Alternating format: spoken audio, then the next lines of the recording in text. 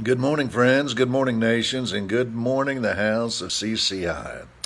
We've been on this fantastic adventure of the mission of Jesus, the mission of Christ, and different things that he has to achieve before he goes into the final week, the week where he is going to Calvary.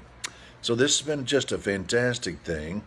We've been talking about how that Jesus opened heaven and then he began to manifest the kingdom.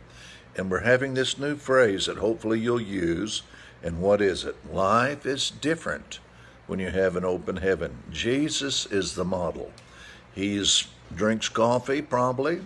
He eats tortillas or pita bread, same thing almost. He washes, he bathes. I always say Jesus drank 2 cups of coffee, one for each eye, just like me. But what I'm saying by that is this, is that Jesus is living a lifestyle. Everything that you and I do, Jesus is doing. The only difference is Jesus has an open heaven. So this changes life in every dimension, because wherever Jesus goes with this open heaven, everything all of a sudden becomes possible. And people who are there who don't have possibilities, they have possibilities just because Jesus is standing there. Now, he came to manifest the kingdom. And so this is where you and I begin to understand a life model. Jesus is the life model. He is here in a flesh body, but he's perfect before the law. And the consequences is he has an open heaven. So in the final days that Jesus is here, he begins to share with his disciples. And one of the things he says is that I'm going to the Father. And they say, show us the Father and we will be happy. And then this is where Jesus really begins to bring the thing home. He says, if you have seen me, you have seen the Father. The Father, the compassion you've seen me manifest, it is from the Father. The love that you've seen me manifest, it is from the Father. The relationship that you see that I have, it is from the Father. The unity that operates in my life, it is from the Father. This power and this desire to help and to bless and the goodness that is in me, it is of the Father. I am here and the Father and I are one. And this was the thing that the disciples were having trouble getting a hold of.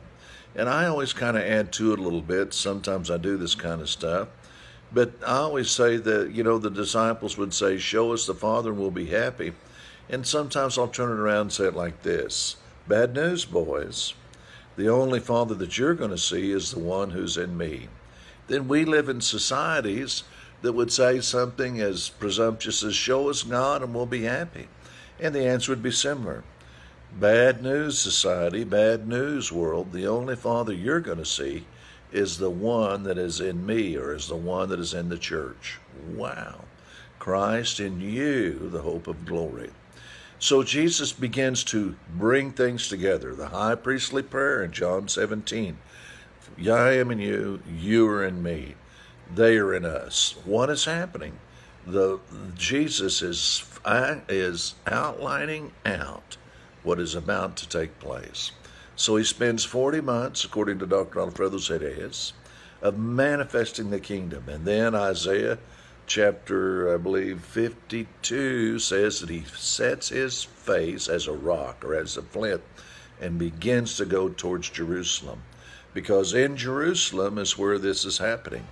In Jerusalem is where the final things work out. So he goes into this final week, and what happens in this final week?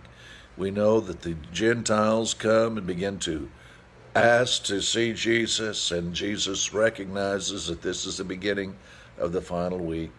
And then he goes to Calvary.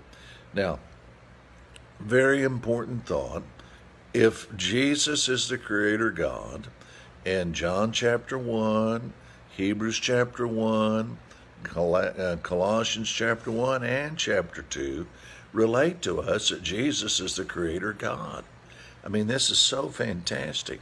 So if Jesus is the Creator God, and this is one of the great differences between Christianity and other religions, and a false sect is always trying to play with the divinity of Jesus. So here is Jesus, the Creator God, and this is what you need to understand. If we could put a scale in front of us and put Jesus on one side of the scale and put humanity on the other side of the scale, they would weigh the same. They would weigh the same. What are you saying, Brother Richard? What I'm saying is all of humanity has come from God. God has the intrinsic worth of all of humanity. So what is going on? As he steps into this judgment, it is not just Jesus who's going into judgment. He is representing and substituting you and all of humanity. He is about to take upon himself everything that has caused us to be separated from the Father. Just meditate on this, and we will talk about this a little bit more. In the meantime, all these videos are on the CCI app, and I would very much recommend to get the book Righteous at Last. It's on Amazon.com, and it will really help you put together these points that we're talking about as we're running down the road together. Bless you. We're going to stay with it.